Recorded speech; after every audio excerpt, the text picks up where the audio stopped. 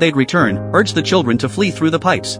Emerging on the street, they found a bus waiting. Xiaojie told the driver they'd seen spirits. The driver said of course there were spirits, weren't there witches and spirits on his bus right now? He informed them the bus only went halfway, and the next leg wouldn't depart until tomorrow. They had no choice but to get on. Xiaojie was coming to terms with his sister being a selkie. On the bus, Xiaomei blew the shell again. Seeing the lights veer into the woods, she got off against Xiaojie's wishes. They followed the lights into the forest. Fearing the lights would attract owls, Xiaojie forbade her from blowing the shell and led them in the opposite direction using his map.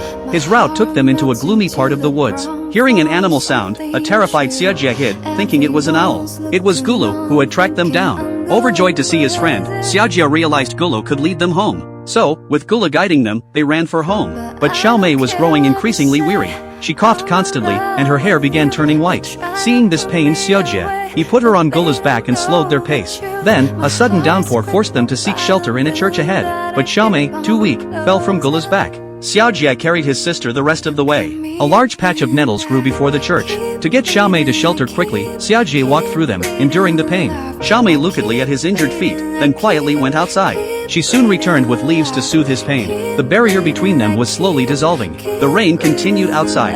Xiaomei picked up the shell and blew it once more. This time, the lights drifted down into a deep well. Looking at them, Xiaomei seemed to decide something. She returned the shell, which she had held onto tightly, to Xiaojie. Then, while he was studying the route back, she jumped into the well. Gulu barked frantically. Xiaojie, afraid of the water, hesitated. Seeing his inaction, Gulu jumped in himself, pulling the tethered Xiaojie after him. Being a poor swimmer, Xiaojie soon struggled to breathe.